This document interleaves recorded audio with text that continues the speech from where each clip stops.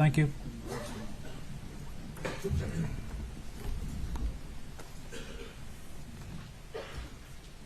Please. Hello. Could you tell us your name? Stephanie Hill. Ms. Hale, what do you do for a living? Currently, I'm a marketing coordinator at the hospital in Uvalde. Uvalde Hospital? Yes. How long have you been doing that? Since July. And before that, what did you do? I was a teacher. Where were you a teacher? Started in Cal Allen and then moved to Uvalde at Robb. Okay. What did you do at Robb? I was a third grade teacher. At Robb Elementary School? Yes, sir. And was that true then back on May 24, 2022? Yes, sir.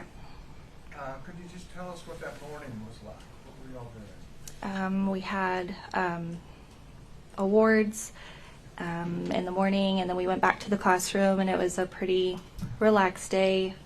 Watched movies, had snacks, and then I don't know how far you want me to go into that. Okay. So what is Awards Day? It happened quarterly, and they would get awards for like top AR readers, AB honor roll, citizenship awards, all of those things. So just celebrating the kids and their achievements. Parents invited to? Yes, sir. And where does it take place? The cafeteria? Okay. And it's just people rotate in and out in the morning? Yes, based on the grade levels. And is it kind of a free day then for the kids? Kind of, sort of, I guess. We have fun. Okay. That's a day of fun? Yes. So when did y'all finish awards? We had ours in the morning. It was, I couldn't really tell you, 9, maybe 9, between 9 and 10, I guess. What did you do after the awards? We went back to the classroom for a little bit, and then until it was time for them to go to rotation at the library. So you went to the library after you were in the classroom. Yes. And then next, what did you do? After I dropped them off, I went to a math interventionist room in the 4th grade building and looked at some math manipulatives, and then until it was time to pick my kids up from the library, and I actually picked them up about 10-15 minutes early that day so we could have extra recess. So you got them out early to go have recess? Yes. Where's recess? On the playground, I'm going to say maybe the south side of the school. Okay, we'll take a look at that in a minute. Okay. I just kind of want to walk through the day first, okay? So you got out, you were headed for the playground on the south side of the school. Yes. And tell me what happened then. We stopped at the classroom first to grab lunch boxes, use the restroom, and then we were walking to the playground, and it sounded like the trash, the dumpster was picking up the trash, and I thought to myself, that's weird. They usually do that in the morning. What do you mean it sounded like a dumpster picking up trash? Like the dumpster truck, you know how it picks it up and it dumps all the trash. I don't know, it makes a loud noise to me, so that's what it sounded like. So that's what you heard? Yes, at first. And so it didn't ring a bell as to a concern or raise a red I mean, flag? it was it was a little weird and odd, and I remember thinking to myself, that's strange, they usually do that in the morning. And then I just became, I guess, a little more aware of my surroundings. Okay. Did you continue on to the playground? Yes. And did you get to the playground? Yes. And how long were you at the playground? I'm not 100% sure, maybe 5 minutes, A short give or period of take. time? Yes, a short period of time. What is it that disturbs your playground activity? We heard sounds, and to me, I thought they were fireworks. That's what it sounded like. And then another teacher also said, that's kind of strange. And then I walked to, they had like bleachers in the middle of the playground so I could see my kids, and I didn't make it there until Coach Gonzales picked up his radio and started yelling for us to get inside. Okay. So the combination of hearing these fireworks and Coach Gonzales, did you draw a conclusion from that? Yes. And what was that? That there was gunfire. Okay. If something was wrong, you So could see what I fireworks said. and Coach Gonzales meant you think, not fireworks, guns. Yes. And Or as you were something. trying to get inside, was there anything else that indicated to you that it wasn't fireworks? Yes, we could, when we were standing there, the dirt was kind of, you could see the dirt cloud up, kind of coming towards us. And then as we were all running into the classroom, I saw I don't know what to call him, horrible person, walking.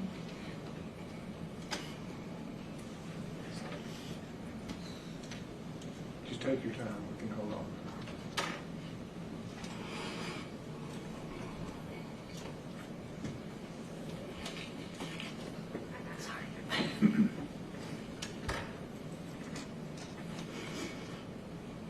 Walking towards the door.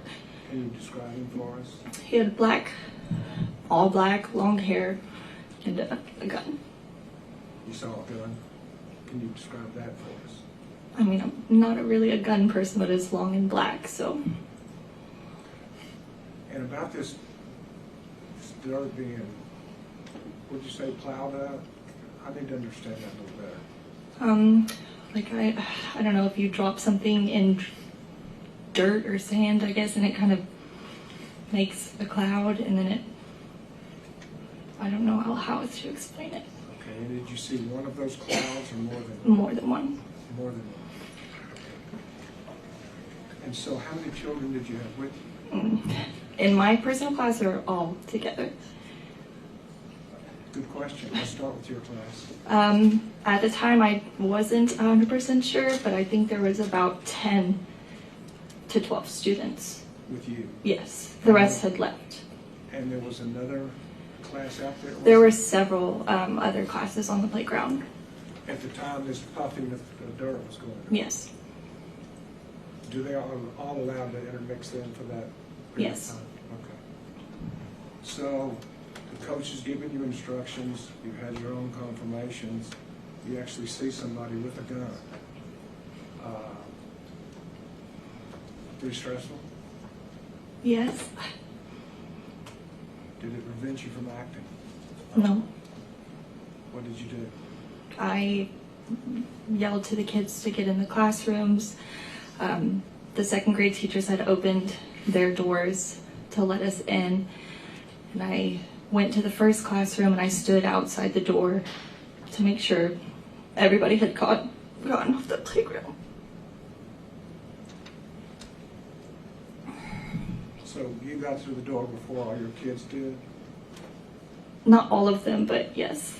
And so but you didn't go in? No. And why is that? To make sure they were safe and inside. And did you make sure? Did you make sure they were all safe inside before you went inside? Yes.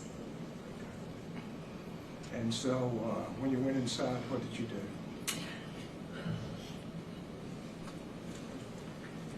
I went to the corner of the teacher's classroom and at that point noticed I had only about 2 to 3.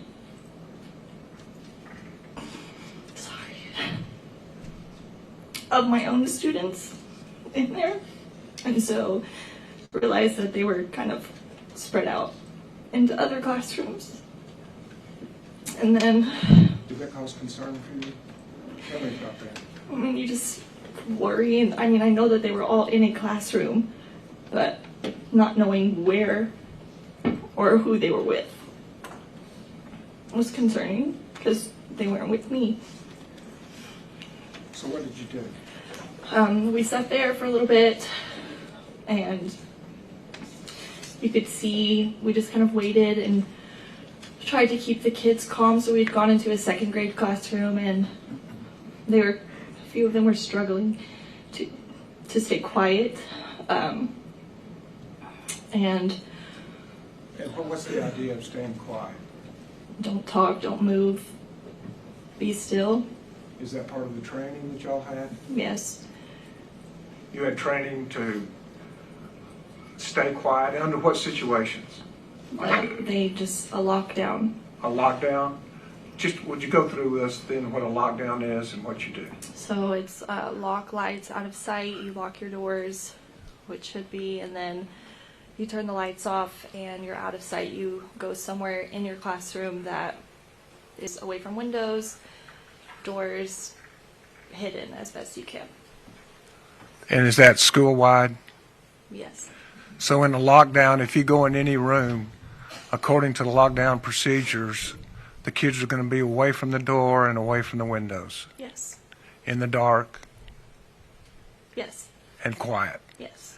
And you had a little trouble with people being quiet. Yes. And so what did you do?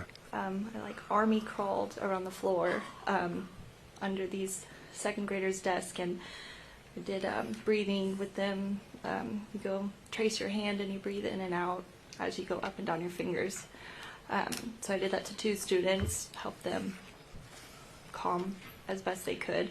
So you learned a breathing technique Yes. to calm kids in stressful I situations? mean, it's just a normal, I guess, teaching special ed. You learn, I guess, little tricks to help with anxiety and things like that. Did it work? Yes. How quickly? I couldn't give you an exact time. Okay. Did you take any other action as you were waiting?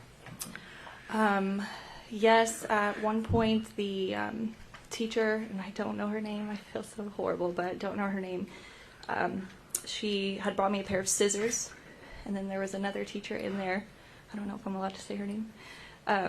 She also, we kind of got together and just kind of came up with a plan. What was the plan? Do what we had to do, defend, keep quiet, wait until somebody came to get us. And what were the scissors for? I guess protection, to fight if we needed to. Okay. Under that stressful situation, Yes. you developed a plan Yes. to fight. Defined? To fight? Yes. And how about your kiddos? They were doing the best they could to stay calm and quiet. They were doing what they were supposed to be doing. They had ended up getting safety scissors, I guess because they saw us with our scissors. We got theirs. I didn't even notice until we got to the parking lot. The kids all had safety scissors? Mm-hmm. Mimicking y'all. I'm sorry? Mimicking the teachers. I assume so, yes. That is preparing to defend yourselves. Yes. No, this is objective leading. How long were you in this position? I don't recall. It was all very, I don't know. What did you do while you were there? Where? In the classroom? Yes, ma'am. Help the kids stay calm, was ready to go. At one point, we just made sure we followed the rules. At one point, the 2 other teachers we were with, or I was with, they couldn't remember if the door was locked or not, or they just weren't sure. And so I remember being on the opposite side of the classroom, and they were tying an extension cord up into the door. I don't know how to explain it, but there's like a triangular shape metal frame that helps it open, and they were tying an extension cord around it to try and make sure it was, I guess, secured the best it could be if the door wasn't locked. Okay. And that was the other 2 teachers? Yes. At some point, you were relieved or you evacuated, is that Yes. correct? Tell us about that. We kept hearing knocking on the door, and we were taught, don't answer the door, somebody will come in and get you. But after several knocking, times knocking, and again, I was on the opposite side of the room. One of the teachers, she peeked open the curtain to see, I guess, who it was. And it was law enforcement. And so at that point, she opened the door. They came and said, we're going to move you guys to the parking lot. So once everybody's ready, we're all going to move quickly but safely to the parking lot and wait there. And did you do that? Yes. And how did your day end then? Got to the parking lot, and at that time I realized all the kids had scissors, so like, it's okay, we're okay. And I took all the scissors and had 2 big pockets. Both of my back pockets were full of scissors, and we sat there for a little bit and then ended up going to an empty field off of campus. And while we waited for buses, I still at this point didn't have all my students, and so I gathered the ones that I did have, and I told them, stay here, we're not getting on this bus, and waited. For what? For the rest of my kids. And did you get them? Yeah. And then where did the bus go? It was a little bit of confusion, I guess. We went to the high school, or we were supposed to go to the high school, and then on the way there, the bus driver was just kind of going in circles, and then we were told that the high school was on lockdown, so we wouldn't be going there, and then we ended up going to the Civic Center. The what? The Civic Center. Okay.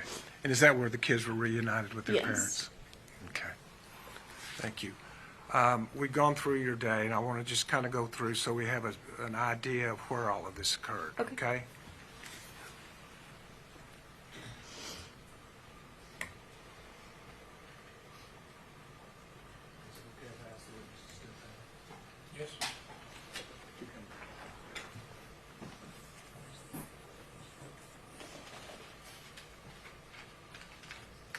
Yes. What we have is we have people on both sides, so it's real hard if we get in front for them to see what you're doing. So if you have to point at something, feel free to do that. I'll give you a second just to kind of familiarize yourself with State's Exhibit 1. Okay. Do you recognize State's Exhibit 1? And could you show us the perimeters then of Robb Elementary School? Okay. And so when you went to recess, where did you start? I started here. Well, I was originally at the very beginning here in one of these classrooms, and then this is the library. So this is where I pick my kids up at. Okay, let me ask, is the 4th grade wing there? Yes. Would you point out the 4th grade wing? Right here. And the library just The holds. 4th grade wing, you point to it, it has 3 X's on it, is that correct? Yes.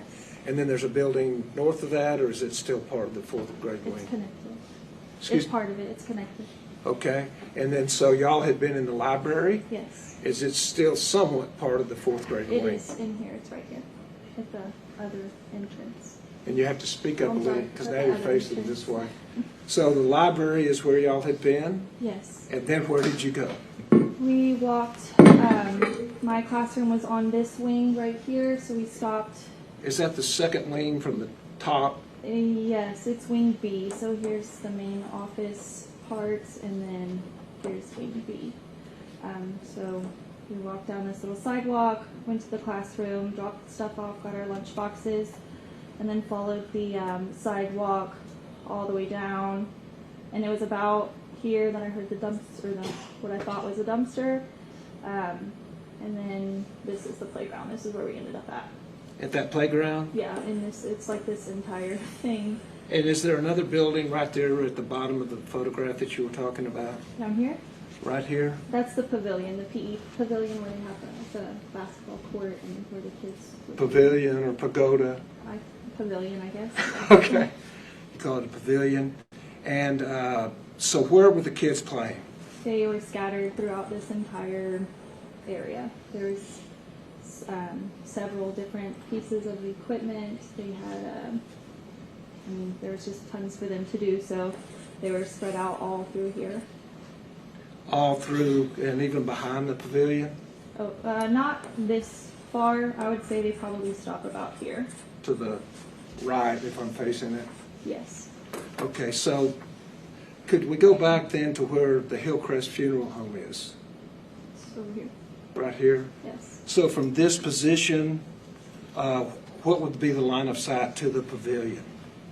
From this Yes. right here. Correct. To that pavilion? Yes. And so could you see the children playing where y'all were playing? I'm sure if you were standing in the right spot, yes. And so Is that likewise where the puffs of dirt came up? Possibly. Okay. So, were there shots being fired toward the pavilion area? To my knowledge and experience, I thought so, yes. So some suggestion that there was no evidence of shots being fired toward the pavilion is contrary to what you saw that day. Could you? Is that correct? Could you rephrase that? Sorry. Louder. Could you repeat your question? Sorry. So some suggestion that there was no evidence of shots being fired toward the pavilion area, that would be contrary to your experience and what you saw that day. Overruled. You can answer if you understand the question. Yes. To my knowledge, there were shots fired over here, and saw the dirt and Okay. And where were they coming from? from this area right here. Like they would be coming, and the dirt was flying up about this area. And where did you go when these things started happening? The second grade wing is right here, closest to the playground. I ended up in the first classroom. And before you got in that classroom, did you see somebody? Yes, on the way to the classroom, I saw a person in all black and a long weapon. And do you remember where he was? Yes, he was over here, closer to he was around this area. And are you marking there to the spot, southwest corner of the building and the parking area? Yes, and to me, I guess in the moment, it looked like he was at this, there's an entrance, a door right there. I thought he was more on the sidewalk. That's what I... Close to the sidewalk? Close to the sidewalk. Okay. How much time did you spend to look at him? Depends. Just a glance? Mhm. Okay. Thank you.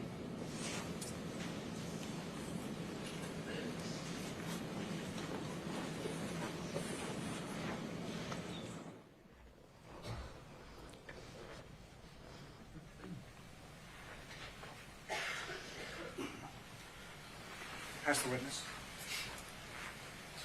Back across. Please. Thank you, Judge.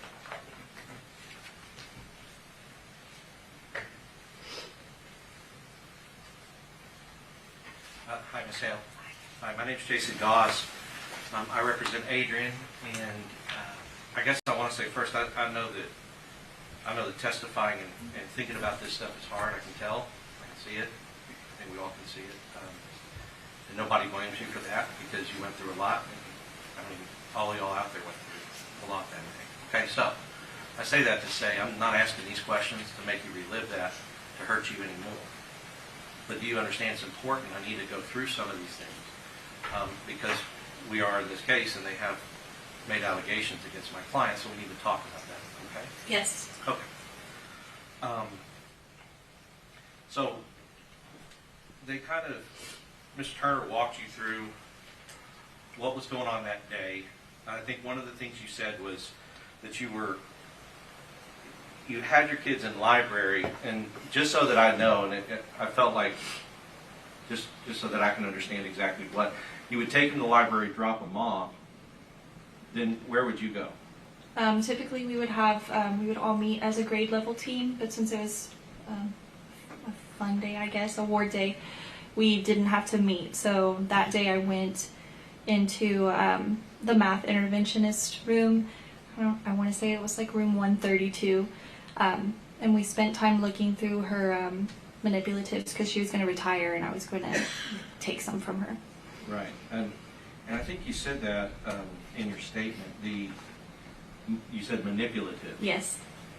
So we had it transcribed, and I thought the transcription was wrong because I said the word can't be manipulative. Yes. So It's so students could manipulate and move to Got it. understand. Okay, so that's kind of what I want to understand. So manipulative is like an object or something that they're using, and it teaches them a lesson about, I guess, whatever your lesson is. Yes. That you're trying to teach. Okay. And you said you were having to go over manipulatives with a person who was retiring. Yes. Was that for your benefit or for hers? Both, I guess. Do you see what I mean? Like, was she teaching you? Oh, no, I was just going through what she had so I could use it in my classroom. Understood. So she was no longer going to be using it as she was retiring, so I was getting that from her. Got it. So she's basically saying, look, I have these things I think your students could use. Yes. And you were saying yes, and let me see them, and this looks interesting. Okay. Yes. That does clear up a part of the interview. So I guess at the point where you go to the library, so you were going over that and decided, we don't have our meeting, our staff meeting or whatever, our team meeting, might as well go get the kids and give them extra time out on the playground. Yes. That sound right? Yes. Were all of your kids in the library at the time? The ones who had stayed, yes. And what does that mean? So after the award, some of the students had left to go home. Okay. And was that like a normal thing? Typically after awards, yes. Okay. So, I mean, I guess what I mean by that is, did the school say, look, because we're talking about May 24th, real quick. May 24th, can you give us an idea that year, if you remember, can you give us an idea like how close to the end of the school year May 24th was? Maybe a week or two. Okay. I don't know. And I'm sure you're in grade school, so nobody's doing like finals or anything, but have you as the teachers, or at least have you guys already basically submitted all the grades that they were going to have, or were there still more grades that had to be submitted? There were still more grades, but I believe we had to do them for 4 weeks. Okay. So. And do you know a park that's commonly known in Uvalde as Mexican Park? Yes. Okay. And can you just describe what that is? I've never been there. Oh, but you've heard people talk about it? Yes. And they call it Mexican Park because I think it's named after somebody famous in Mexico. I guess. But that's what it's called there, right? Yes. The high schoolers, they have awards day too, or did you know? Yes. Okay, they have awards day. Do you know if it was pretty common throughout Uvalde, the Uvalde ISD, that on awards day, if you want to go home, parents want to take you out, do something fun, or you want to go to, you want to go shopping at the mall or whatever with your parents or whatever those things, that would be a normal thing. They can take them out of school or they can take them home, and they wouldn't be in class. Are you asking for, like, every child would do that, or? No, I guess, do you know if it was like, because you're in an elementary school, and Uvalde has a middle school, Yes. and Uvalde has a high school. Yes. And I don't know really I'm really just trying to ask, I don't know your experience with the middle school and the high school levels, but it sounds like that they were having kind of awards and things going on in celebration on the same day from the high school level to the elementary school level. But you wouldn't know that. No, I was not aware of that. Okay. But you do know that in elementary school, not that every kid would go home, but if the kids wanted to go home, they would go home. Yes. Okay. And in fact, your kids that you talked about, the ones that you had that day, those were the ones that didn't go home with their parents. Correct. How big is, when we say your kids, we're talking about your class that you're responsible for. Yes. How big is it normally? About 22. About 22. And how many do you think or remember that you had that day? I believe it was 12. 12. So probably, close to half of them had chosen to go home with their parents, or their parents chose for them to take them home. Be a little less, yes. A little less, right? So 10 out of the 22 had gone home. Yes. All right. And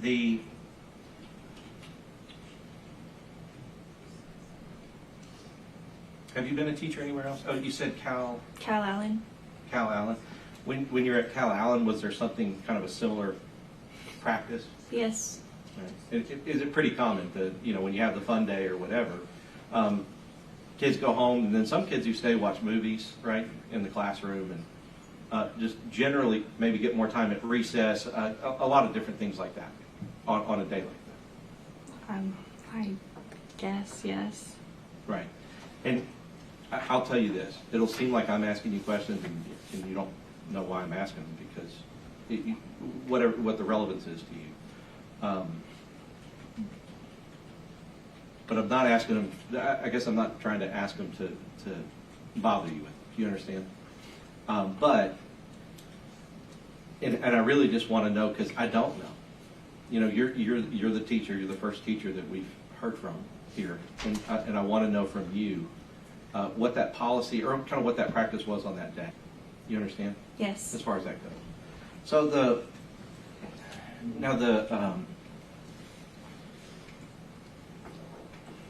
after this happened and you went through it, in detail, and let's go toward the point where you've got the kids that were remaining, and you've taken them to the playground, and you did that. I'm going to go through this map with you, but you said you took them to the playground that's sort of on the south side. Yes. Okay.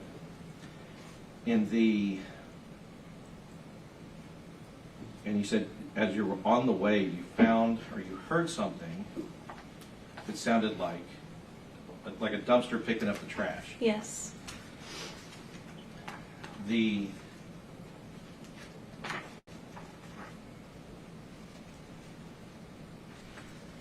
remember talking to Ranger Benson? I wouldn't remember his name, no. Do you remember speaking to a ranger Yes. on May 28th of 2022? Yes. And that would have been the interview that you did where you sat down with a member of law enforcement and they asked you about the things that happened that day. Yes. In May 28, 2022, how long after this had happened was that? I'm sorry? How long after this, what we're talking about here, how long after you were on the playground with the kids was May 28, 2022? 4 days. 4 days. So you would agree that your memory of what happened was fresh at the time that you talked to the law enforcement investigators? Not necessarily. I mean, could you repeat the question? I'm sorry. Sure. I guess what I'm really just trying to point out is that, as is common with all human beings, in the immediacy or in the immediate days after something happens, our memory about what happened is fresher or it's better than years later. Years later? Years Yes. later. Yes, years later. Sure. And so I kind of want to ask a few questions. And after this, and you know, I'm not saying anything one way or another. I kind of want to know what you've been able to see or learn or read or hear since that time. Okay. Now, I would assume, as somebody who is so closely involved and so closely affected by what happened, that you have looked at and examined the reports that have come out about what happened. No, I have not. Okay. You've never read one. Nope. You've never seen anything on TV? I've seen, yes, but I have not in detail read. I don't care to, sorry, No, I see that. I understand. And I think some people would want to know, and then some people may not, and it's fine both ways. So as far as the Texas House report, you haven't read any part of it? No. Or their conclusion? No. The Department of Justice report? No. The Department of Homeland Security report? No. The City of Uvalde report? No. Have you talked to other teachers since about Yes. what happened? Yes. Is there any kind of support group that you have with the other teachers or other people who were there where you guys have talked about it together? We did group counseling, but it was maybe 5 teachers 4 times within like 3 months. Sure.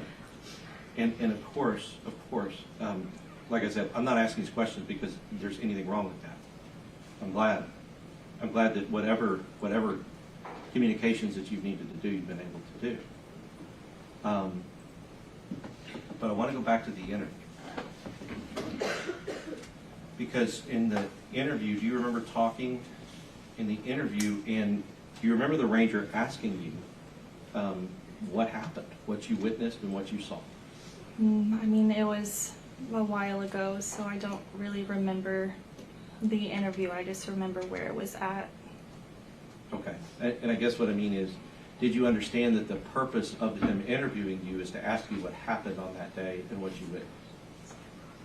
Yes, I guess. I didn't know if it was, I thought it was mandatory we had to do it. Sure. But I guess what I mean is that obviously when something like this happens and you're in the room with a ranger, a law enforcement officer, the reason you're there is to tell the ranger what you witnessed. Yes. Okay. Because, you know, in that interview, you did talk about, you heard a sound like a dump truck, right? You described it as a dump truck at the time. Yes. You know, you described it here as like a garbage truck. Yes. And trust me, to me, there's no difference. I think it's the same.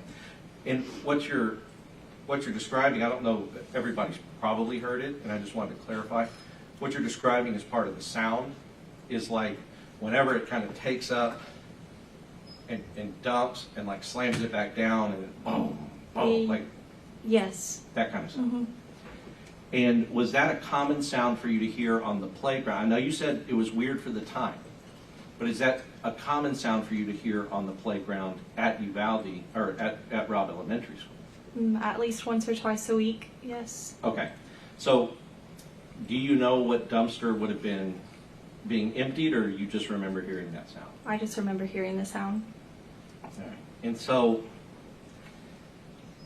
before you came here to testify today, because you said it's been years since you gave that interview, Yes. did you sit down with any member of the prosecution and discuss what you would testify about? When? I guess, could you clarify the time frame?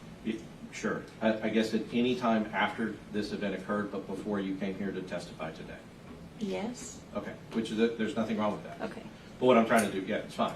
But what I'm trying to do now is figure out, at any time when that happened during this interview, did they play for you this interview so that you could hear what you had told Ranger Benson before? No. Okay. So you've never heard any of this? No.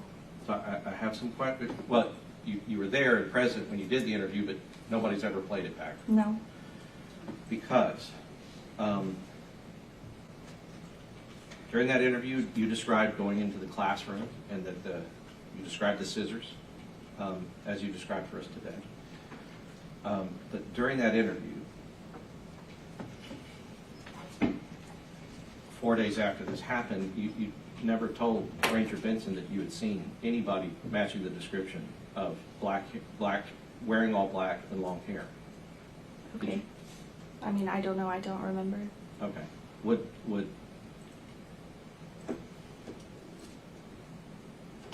Let's talk about that fact, though. Okay. That would be a fact when you're talking to the ranger that you would think would be definitely relevant and important. Yes. Sure.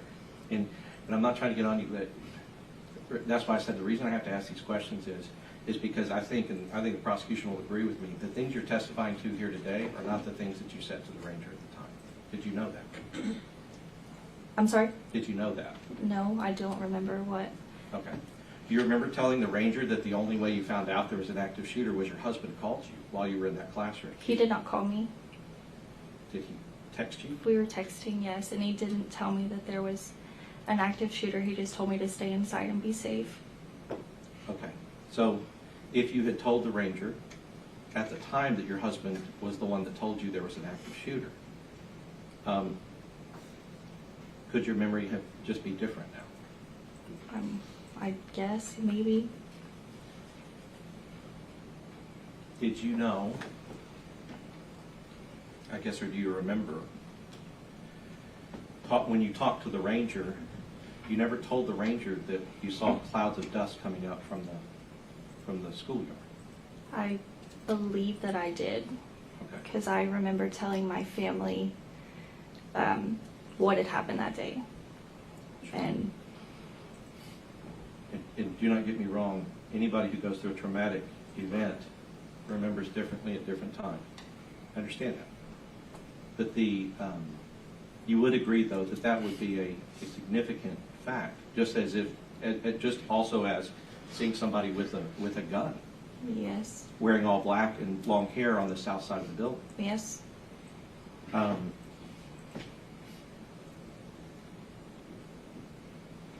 And I think what I'd like to do,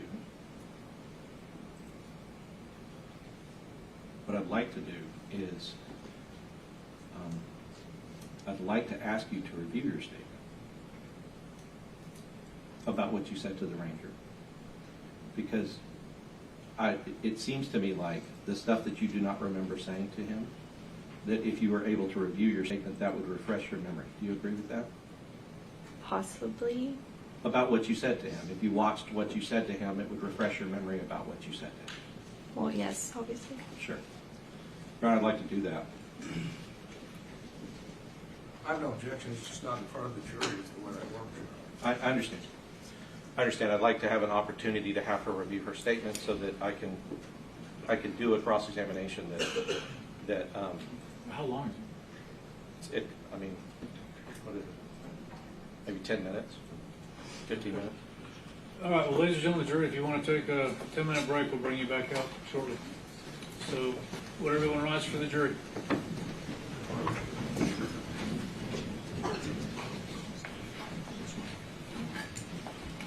They're saying 10 minutes, but whenever it's over with, we'll bring you back out.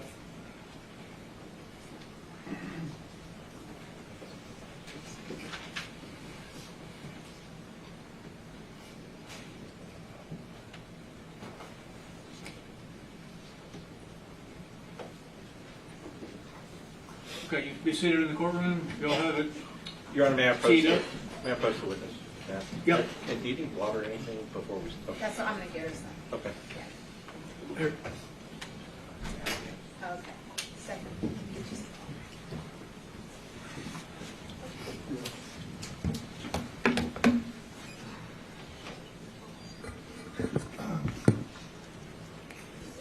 So all I'm asking you to do is just sit right there.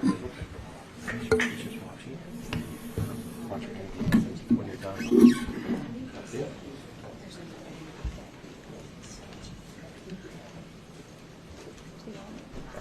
Listen.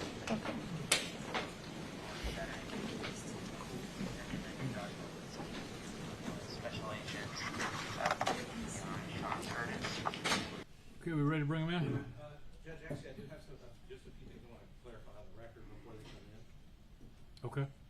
Ms. Hale, you would agree with me in listening to the totality of your interview 4 days after that you never tell the ranger that you saw anybody that was dressed in black with long hair and a fire and a gun? Correct. You agree that you never told him that you saw dirt flying up on the playground that was to you, I guess, putting 2 and 2 together, you felt like you were being shot at, which was your opinion? Correct. You never told the ranger any of those things? I'm listening to that. Right. And that was 4 days after it happened. Correct. And you would agree he gave you every opportunity to say everything that you remembered about what happened. Yes. And seeing the shooter and seeing somebody with a gun on your school would have been something that you would have told him at the time. I would think so, yes. In the dirt and you connecting that to their bullets being fired in your direction. Yes. Okay. So the question I have is, when you talked to the prosecutor on those incidents, did you tell them those details about seeing the person in black and with long black hair or with long hair and a firearm? And did you tell them about seeing dirt being kicked up at the playground? I believe so, yes. All right, Your Honor. And so based on that, we have never gotten any notice from the prosecution, and that is clearly an inconsistent statement with the statement that she gave.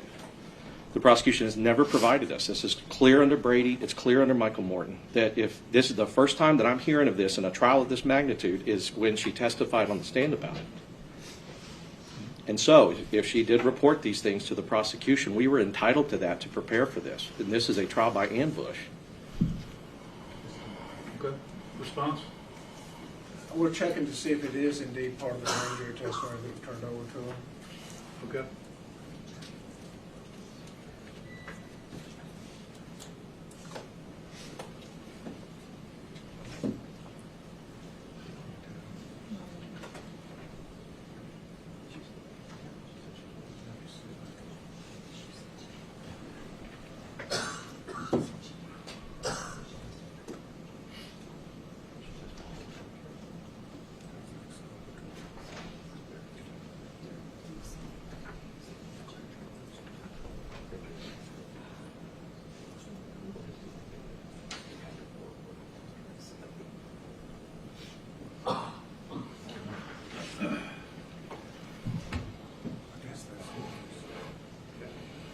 Yes. It's provided in the transcript that we provided to them on, what's 134.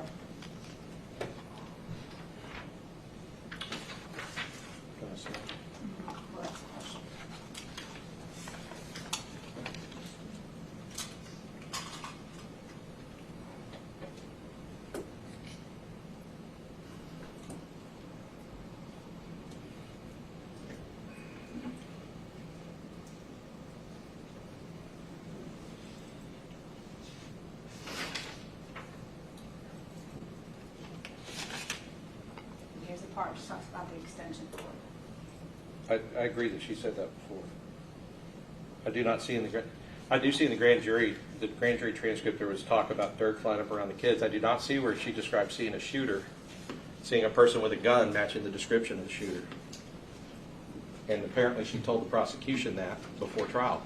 I mean, Judge, that's an incredibly important detail that I'm finding out about now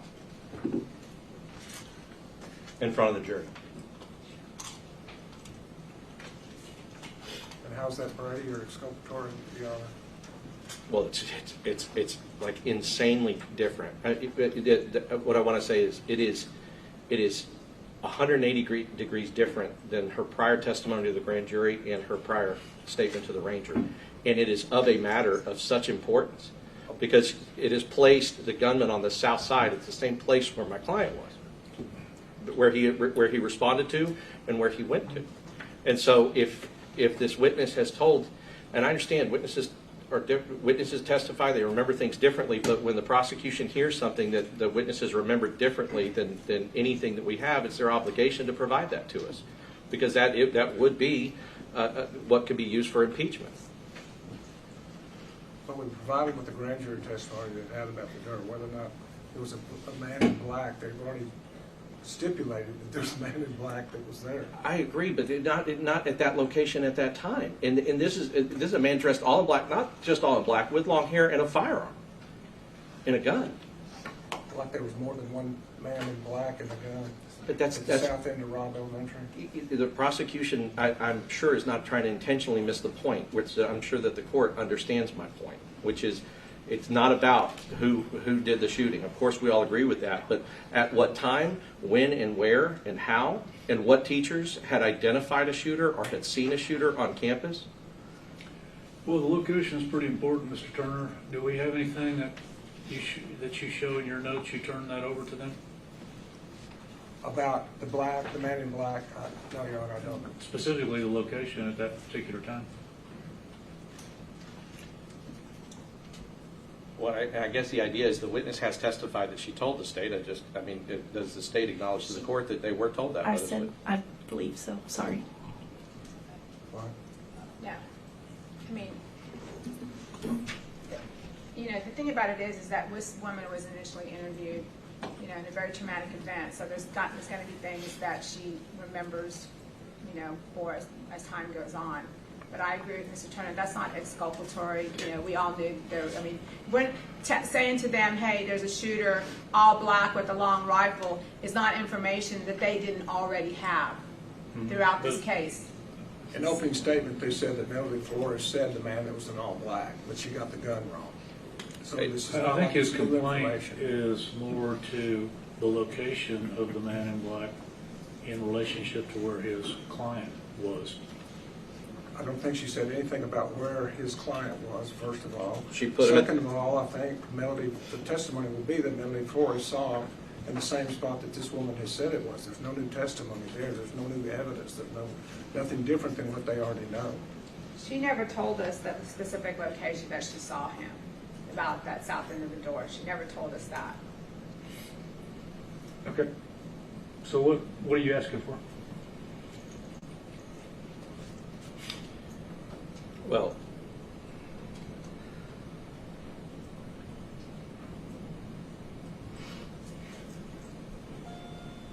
can I have a moment? Pretty quick, yeah. Yeah, just need a little bit to talk to them. Yeah.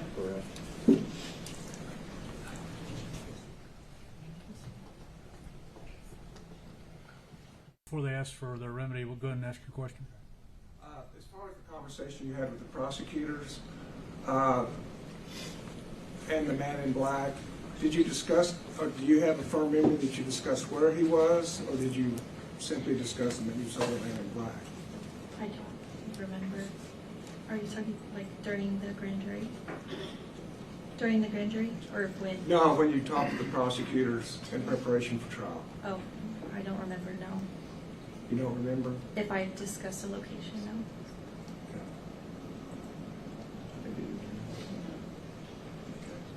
And I'd also like to ask Miss Mitchell, Do you have any notes of her discussing where? I guess if we're gonna take testimony, I'll tell you what, ma'am, let's do this. I don't want you going back up to the fourth floor. Could you go with one of our bailiffs and just step out in the hall momentarily, and we'll bring you right back in? Don't talk to anybody about the case if you do me that favor.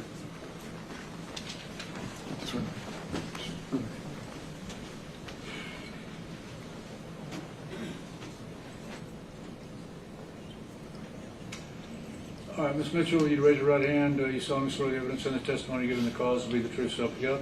Yes. Mr. Turner, we can just do it from council table if nobody objects. Go ahead. Thank you.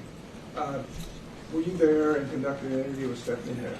Yes, for trial preparation. And did you take notes as a part of that? Yes. Do you have any notes as to Ms. Hale telling the prosecution where a man in black was? No, she told us there was a man in, when she looked, she saw a man in black with a long rifle.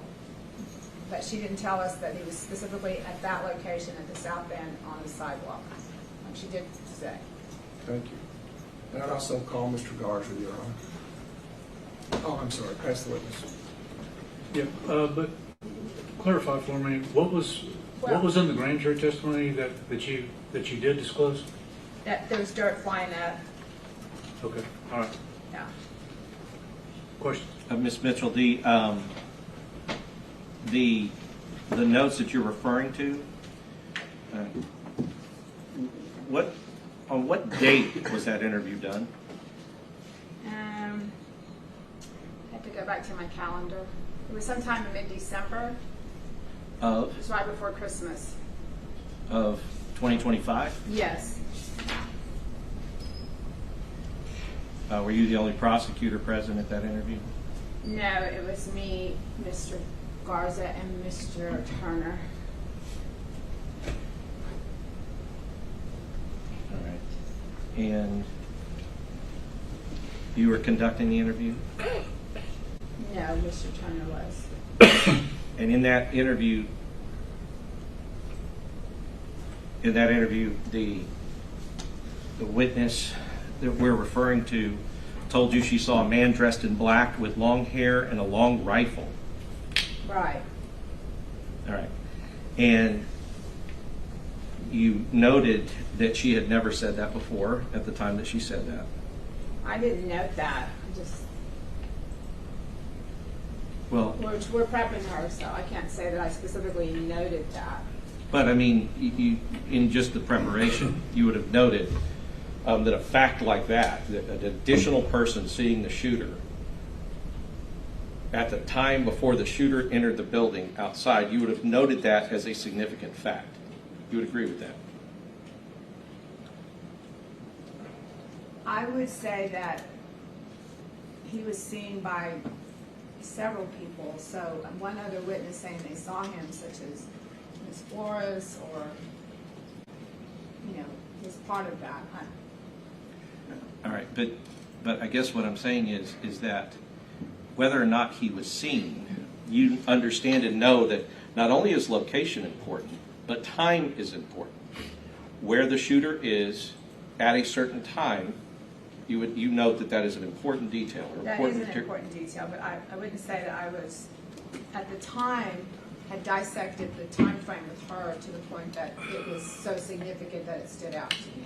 Well, and I guess that you'd also understand that different witnesses at different points in time, viewing a shooter in different locations, all of those things are important details as to know not just where the person was, but when in time the person was. And different witnesses will provide different times, right? Right. You understand that as a concept.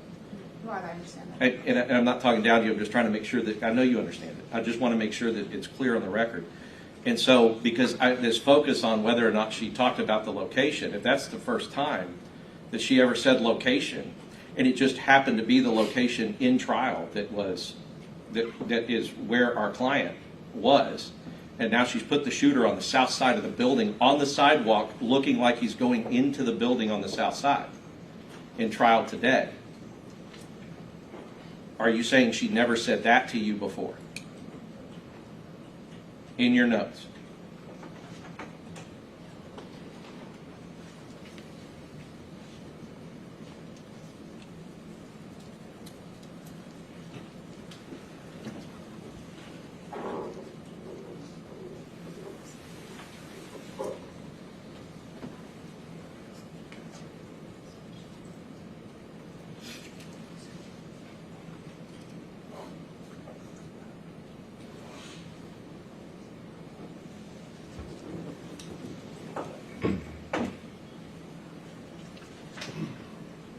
are you asking me two different questions, like seeing him there versus seeing him specifically on the sidewalk?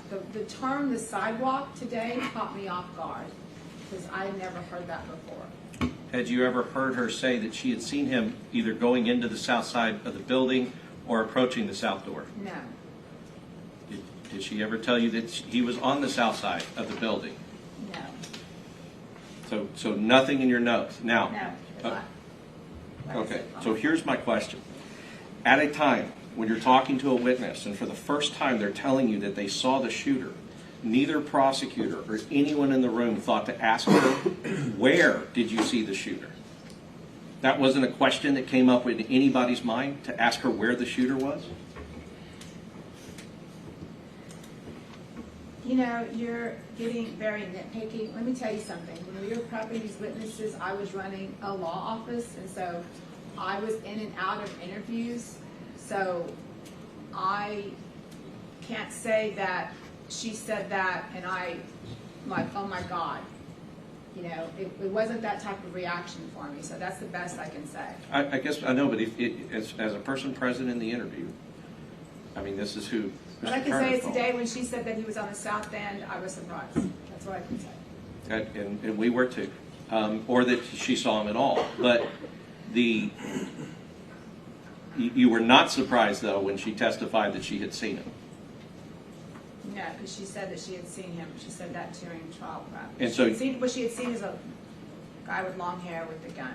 And so you understand, with all the information that you provided us, that your office provided us in discovery, you understand how we would be surprised that she testified that she saw him.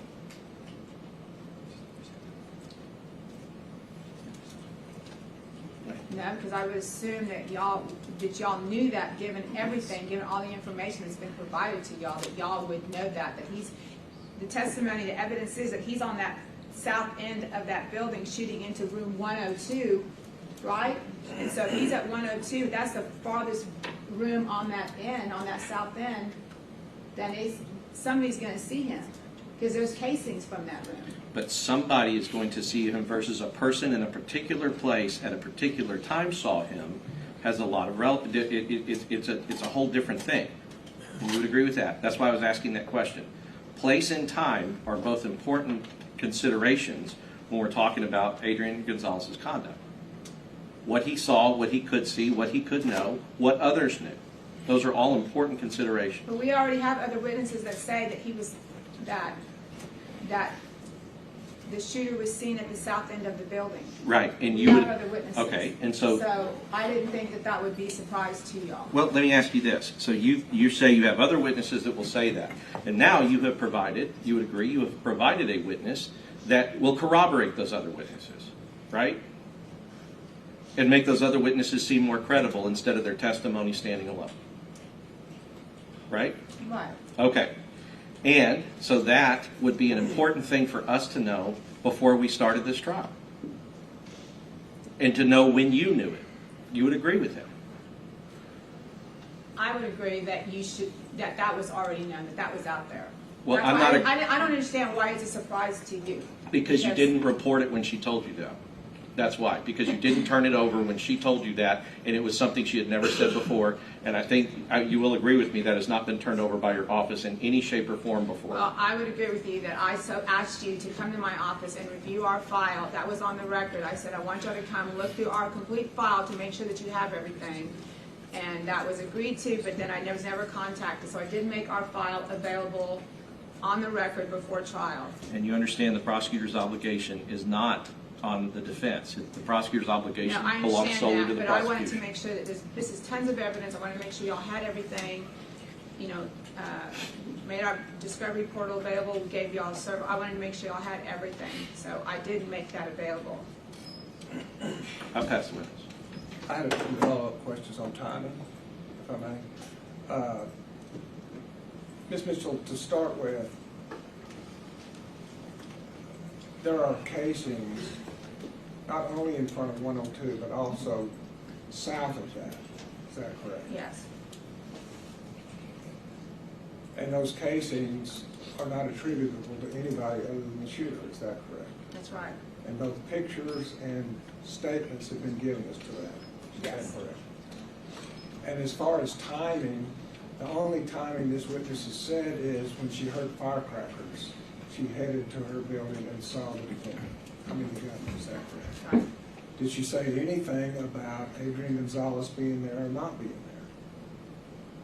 there? No. Did she testify at anything about Adrian Gonzales being there or not No. being there? So the timing is simply, that is, she hears what she believes to be firecrackers, and where there are casings, she sees the man in black. Is that correct? Right. And so how does that timing in any way impact Adrian Gonzales?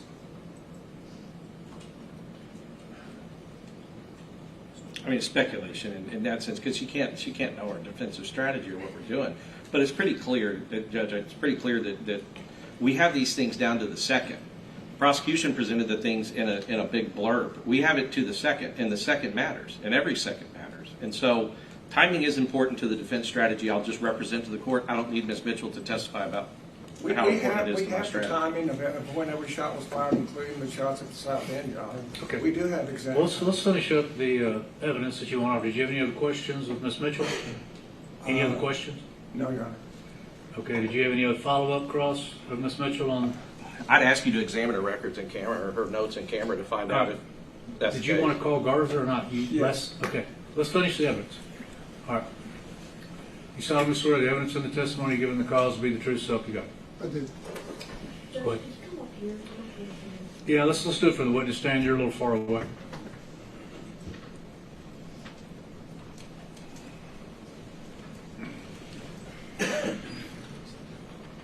Okay, thank you, sir. Go ahead. Tell us who you are My name is Ricardo Garza Jr. and what do you do for a living. I'm an investigator for the DA's office in Uvalde County. Were you present when Stephanie Hale was interviewed? Yes. And do you recall her saying anything about where the shooter was? No.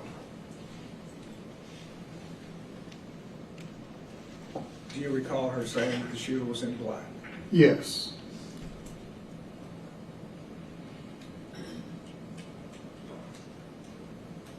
And did she say anything about the white car or Adrian Gonzales during that period of time? No. Did she ever give any testimony about seeing Adrian Gonzales or where he was in proximity to the shooter? No. And did she give any indication of timing? No. Was she looking at a phone, a cell phone, as to timing, No. whether in minutes or seconds? No. So she could give us no clue as to what time she saw the person in black. Correct.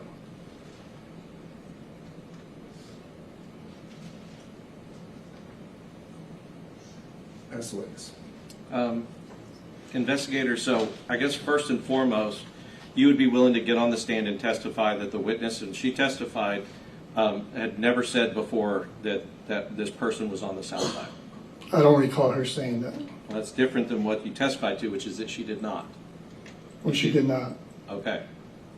So as far as the person, that her telling you, you've looked through this file, I'm sure. Yes. Yes. And you know that it's significant when people were able to see the shooter from the time that he went in the culvert to the funeral home to walking down to the shots he was firing and who could see him and what was going on at the time. You know those are significant facts. Correct. Okay. And the shooter was apparently, I guess in this December 2025 interview that you were present for, a question was asked, or Ms. Hale told you guys in that room that for the first time that anybody knows that she saw the shooter with a black shirt, wearing black, long black hair, and a black and a long gun or a rifle. Yes? She said that. Right. And you recognize that to be the first time that she has ever said that to anybody. I don't know if that was the first time she said to anybody. Well, I guess to anybody in your investigation that would come over in discovery to us. Correct. You knew that was the first time she'd ever said it. Correct. And nobody in that room thought to say, where did you see him? That was not asked. Okay, so as an investigator, as prosecutors, you have a significant fact that's come out, and you're saying there was no follow-up questions to her saying that she saw a man dressed in black with a rifle and long hair. Nobody followed up. Nobody said where. Where were you and where was he when you saw him? That was not asked. As an investigator, do you understand that that follow-up question would be a common question that any investigator or prosecutor that you know of would ask if somebody has come up and said a material fact like that? Where were you and where was he when you saw him? Correct. And nobody in that room asked. Correct. I'll pass the witness. No further questions. Okay, you step down, have a seat back at council table. May I address the court on one issue, Your Honor? Yes, sir. I'd just like to point out that the indictment says and accuses Adrian Gonzales of the time that occurred after Melody Flores informed him where the shooter was. That's the time that is relevant and material to this case. Where the shooter was at any time before that has no bearing on Adrian Gonzales or his conduct in this case. Well, we can't delve into their trial strategy, but I'm gleaning that there is some issue in that regard for the trial strategy. So, any other evidence on the matter? Not from the defense, Your Honor. Okay. Arguments? I guess, well, the only thing that I would like to ask, because we started to speak to my client and then they put on more evidence, so I had to come sit over here. I'd just like a brief moment to talk to him. I mean, it's his case. It's his part of. I want to know how he feels about, because there's certain remedies that are severe. Well, there's several remedies, Heath, et cetera, that we can talk about, but yeah, talk to him. Thank you, Judge.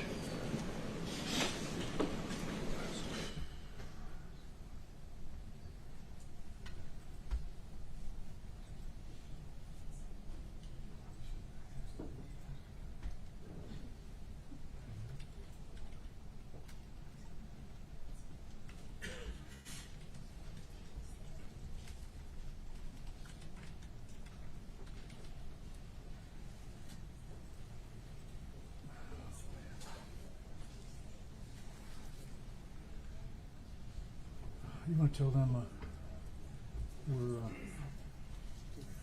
another 15 minutes, if you don't mind. Judge, there were some findings that were left on my desk for this case. We have them right now, or I have to put them on one. Go grab them. Let's fight one battle at a time. Okay. Tomorrow morning. Okay. I'll bring them tomorrow. All right. You can take off if you don't want.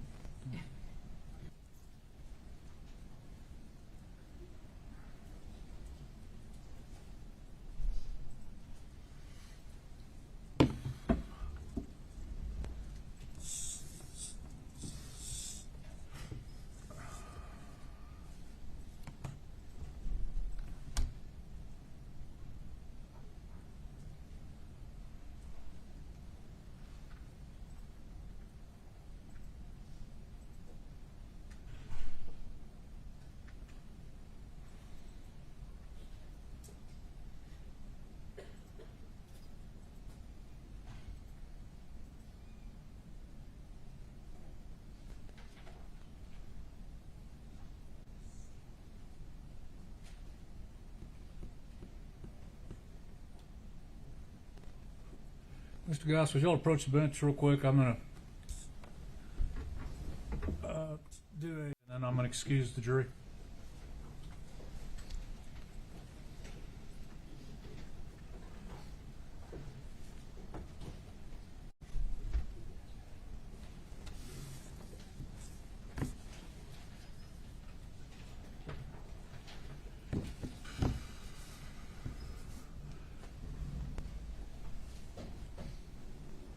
You can go bring him in if you like. The jury. Yeah, please. All rise for the jury. Come on up, ma'am. Have a seat. Witness stand.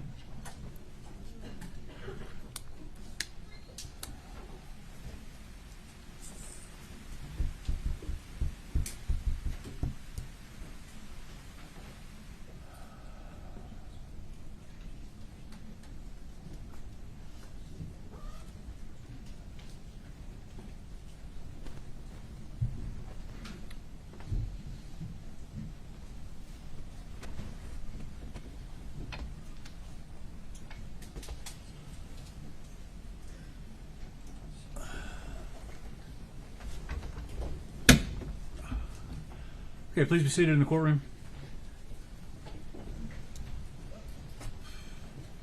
Ladies and gentlemen, we had to take up a matter required by law outside your presence. As I've told you before, please don't hold it against either side.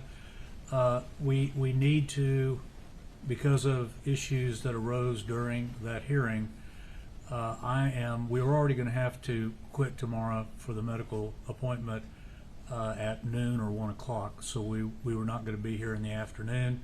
To further deal with this issue, I'm going to continue this matter till Thursday morning at 9 o'clock for the jury.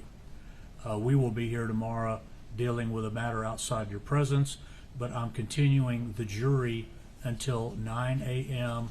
Thursday morning, and hopefully all the other issues can get resolved during that period. So thank all of you for your consideration and your patience. It's very, very, very, very important with this day delay that you remember my instructions and do not read anything, watch anything, or listen to anything that may be in the media about the case. Don't make any personal investigations. Don't talk to anybody about the case, and don't let anybody talk to you. We will start on time, 9 a.m. Thursday, with this witness back on the stand. So have a good day off. I hope everything works out otherwise, and we'll see you at 9 a.m. on Thursday. Would everyone rise for the jury?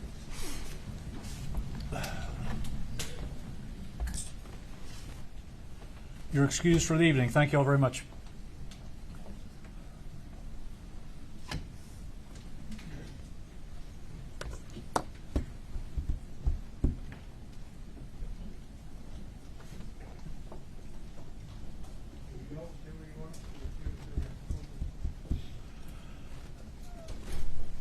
Okay, you can be seated in the courtroom. Ma'am, we're doing that continuance because of some issues that arose, and what I'd like for you to do is be back on Thursday morning at 9, but this is very important. The rule has been invoked, and it is a specific rule concerning witnesses, and it means you cannot talk to anyone about the case, about your testimony you gave in here today, or anything about the case to anyone other than the lawyers. That means family members, spouses, anybody, until you're told the case is over with and you're released from the rule. All right? We'll see you back here 9 o'clock Thursday. We'll see you all 1:30 tomorrow.